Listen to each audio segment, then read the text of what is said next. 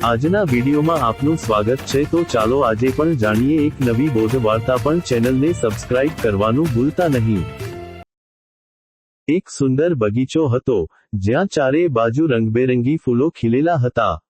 આ બગીચાના એક ખૂણામાં ગુલાબનો એક મોટો છોડ હતો જેના પર અદ્ભુત અને સુગંધિત ગુલાબ ખીલ્યા હતા। આ છોડના મૂળ પાસે કાળી અને સામાન્ય માટી પથરાયેલી હતી। દરરોજ જ્યારે ગુલાબના ફૂલો પરથી પવન પસાર થતો ત્યારે ગુલાબની સુગંધ ચારેય તરફ ફેલાઈ જતી અને તેની સાથે નીચે રહેલી માટી પણ એ સુગંધથી મહેકી ઉઠતી। એક દિવસ બગીચાના માલિકે છોડની આજુબાજુની સફાઈ શરૂ કરી। તેણે ગુલાબના છોડની નીચેથી થોડી કાળી માટી ખોદીને બહાર કાઢી અને બાજુમાં એક પથ્થર પર મૂકી। થોડીવાર પછી ત્યાંથી નગરનો એક પ્રતિષ્ઠિત વેપારી પસાર થયો। જેવો તે માટીની નજીકથી નીકળ્યો તેને હવામાં એક અદ્ભુત અને મીઠી સુગંધનો અહેસાસ થયો। તે આશ્ચર્યચકિત થઈ ગયો કારણ કે આજુબાજુ કોઈ ફૂલ નહોતું, માત્ર માટીનો ઢગલો હતો।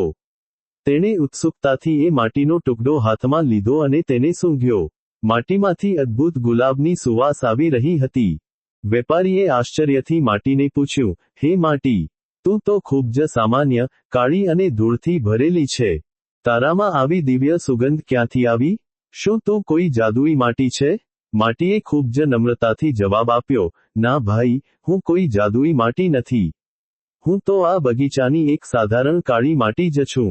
પરંતુ મારું સદભાગ્ય હતું કે હું લાંબા સમય સુધી પેલા સુંદર ગુલાબના છોડના મૂળ પાસે રહી। ગુલાબની જે સુગંધ હવામાં ભળતી તે મારા કણોમાં પણ સમાઈ ગઈ। હું પોતે સુગંધિત નથી, પણ આ સુવાસ મારા પર ગુલાબની પવિત્ર સંગતનો પ્રભાવ છે। વેપારી માટીનો આ જવાબ સાંભળીને ગદગદ થઈ ગયો અને તેને જીવનનું એક મોટું સત્ય મળી ગયું।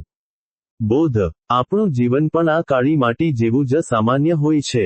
આપણે જેવા વાતાવરણમાં રહીએ છીએ અને જેવા લોકોની સંગત કરીએ છીએ તેના ગુણો અજાણતા જ આપણા જીવનમાં વણાઈ જાય છે।